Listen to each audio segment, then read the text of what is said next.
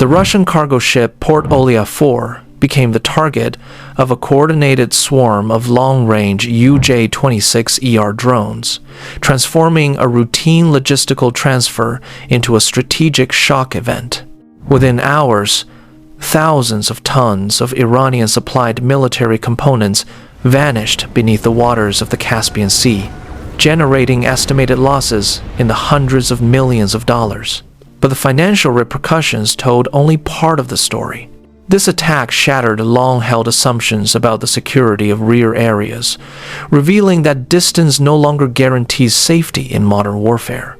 Welcome to Border Watch Daily, your source for in-depth military analysis, where we will explore how this incident redefined perceptions of security and vulnerability.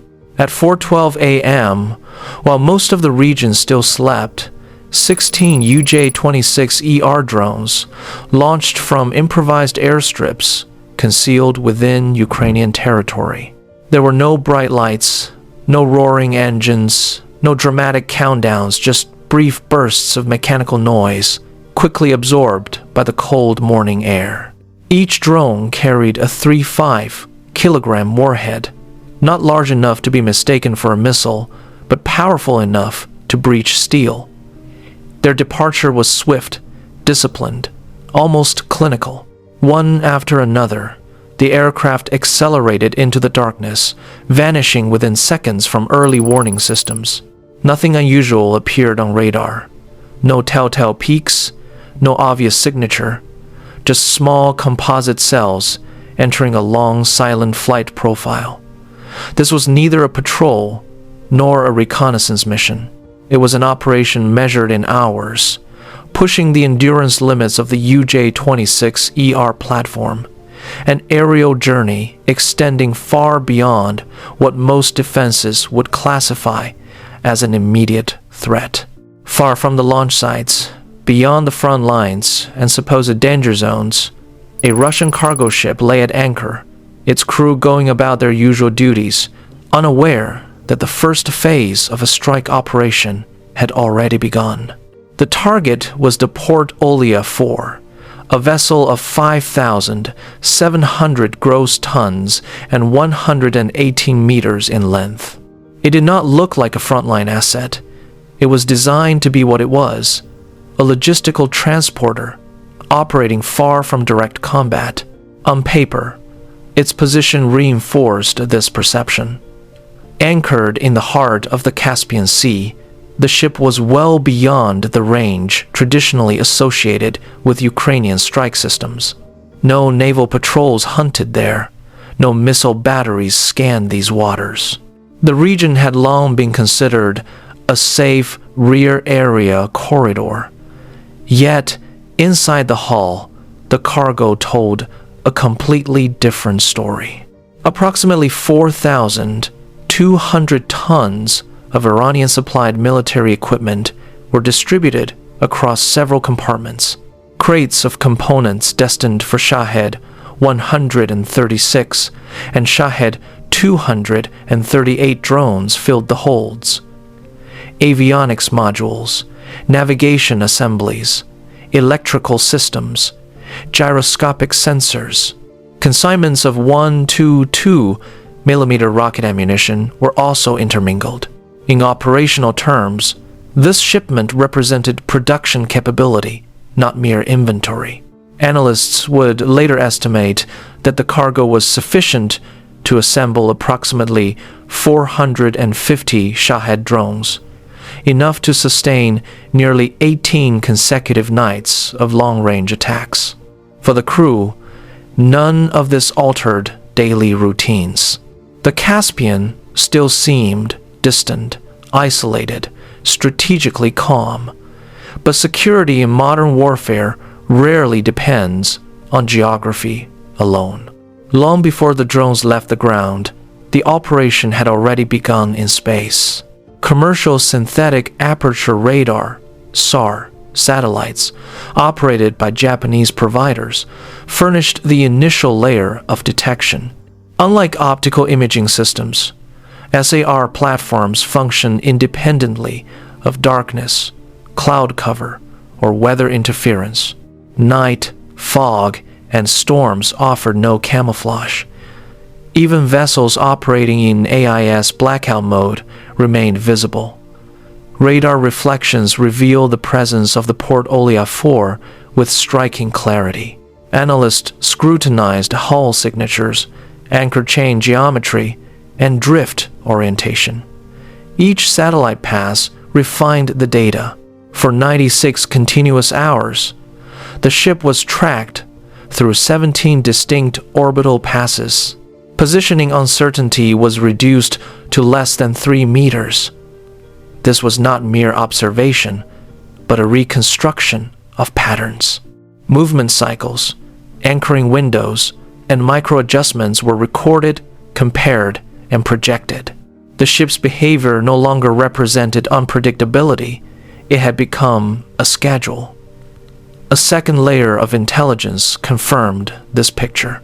Signal surveillance indicated prolonged radio silence, minimal emissions, and low radar activity.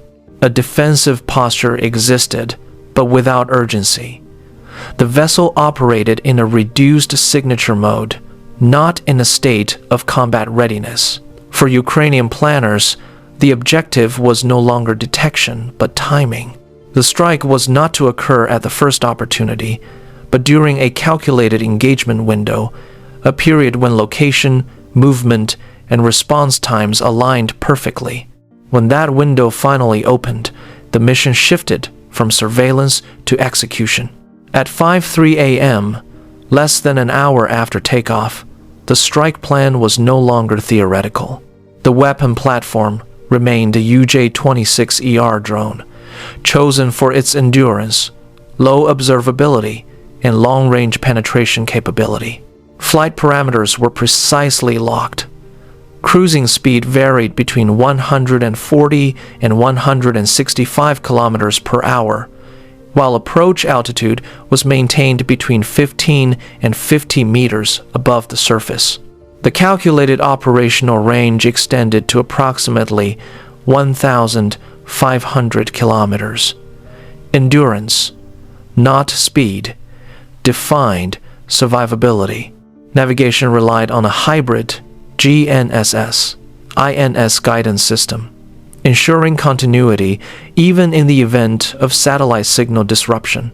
Each drone carried a pre-programmed inertial trajectory, eliminating dependence on uninterrupted external input. The strike package was divided into functional roles. 13 drones were assigned to direct attack vectors. 3 relay drones maintained telemetry, signal stability, and situational awareness across the entire engagement envelope. Targeting priorities were distributed across 4 structural areas: propulsion and ventilation systems, the bridge and command compartments, waterline segments, and load-bearing beams, as well as denial corridors around projected escape routes. The objective was not immediate destruction, but controlled destabilization, a cascading sequence of failures designed to render the ship structurally unrecoverable. Nearly 5 hours later, Russian radar operators began registering faint, low-priority echoes approaching from multiple vectors. At 9:17 a.m., the first UJ-26ER drone reached the target envelope. There was no spectacular explosion, no gigantic fireball. The warhead detonated against an aft ventilation duct, rupturing thin steel plates and sending fragments through internal cableways. Within seconds, smoke began to spread into the aft compartments. The second impact followed almost immediately. A direct strike along the starboard waterline breached the hull, forcing seawater into lower sections designed to remain dry. The flooding did not arrive as a wave. It crept in, silent and relentless. Moments later, the third drone struck a bilge panel beam. Structural stress propagated outwards, weakening load-bearing connections.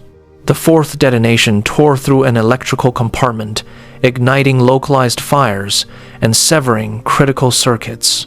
This was not saturation bombing, but a sequential degradation of systems.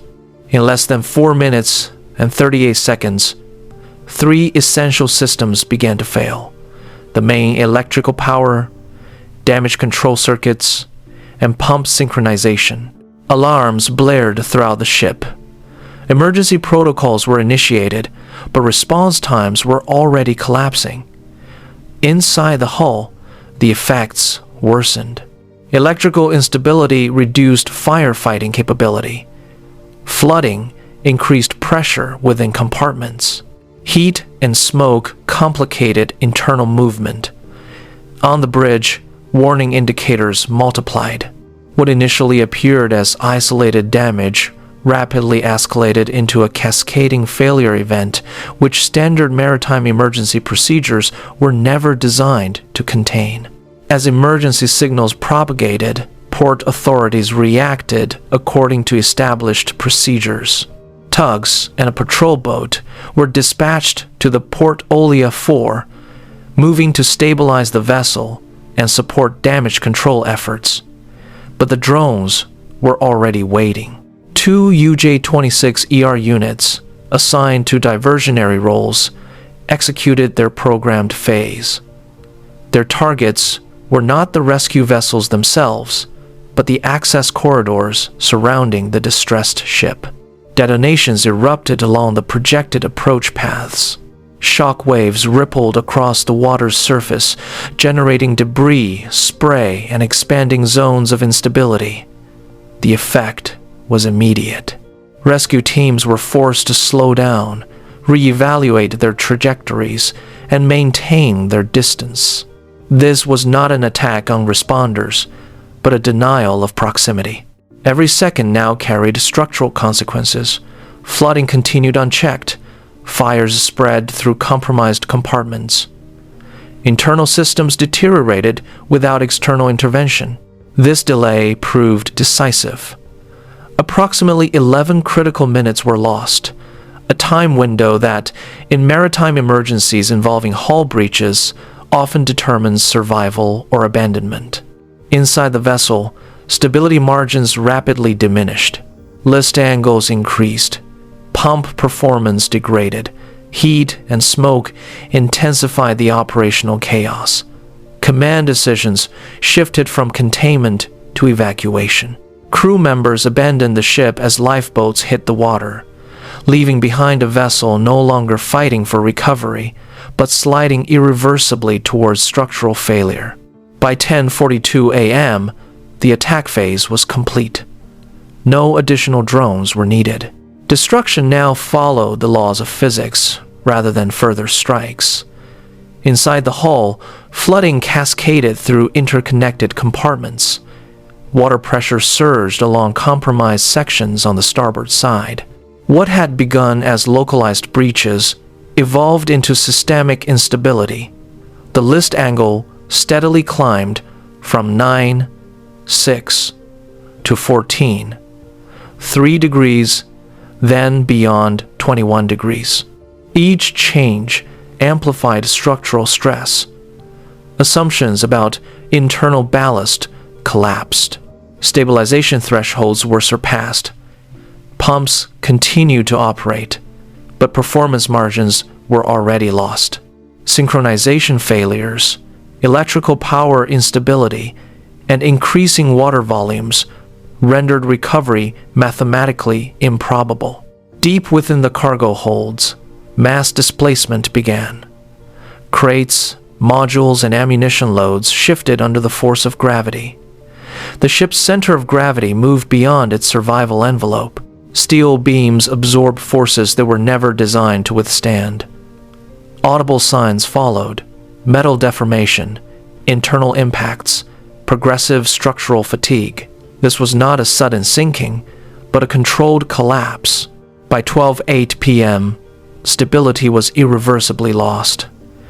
The ship rolled, its momentum accelerating as water surged over the deck. In mere moments, the Port Olia 4 capsized, transitioning from a functional logistical platform to a drifting wreck, entirely governed by buoyancy and weight. By 2:31 p.m., Commercial satellite imagery confirmed what Russian authorities could no longer downplay. The Port Olia 4 was no longer a damaged vessel, but a submerged loss resting beneath the Caspian waters. The material destruction extended far beyond the hull. Approximately 4,200 tons of military cargo vanished with the ship.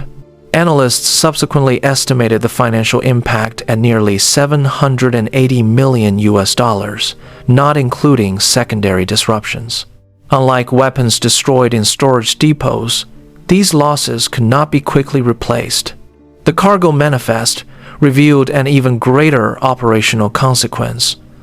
Components sufficient to assemble approximately 450 Shahed drones disappeared in a single event. In terms of explosive potential, this capability equated to approximately 15,750 kilograms of warhead mass, a destructive potential exceeding 5 times the payload of a standard B-52 bomber. But the true damage was systemic. Without avionics modules, navigation systems, and power assemblies, production lines could not operate at scale. Assembly cycles slowed, production projections collapsed. Estimates indicated disruptions lasting 6 to 8 weeks, a significant interval in sustained aerial campaigns. Economic effects rapidly followed. War risk insurance premiums on Caspian routes surged by 22 to 35%. Shipping patterns changed. AIS blackouts multiplied. Cargo processing times lengthened for Russian logistical networks. Transport costs increased by nearly 18% in a single month. Strategic assumptions fractured alongside financial models.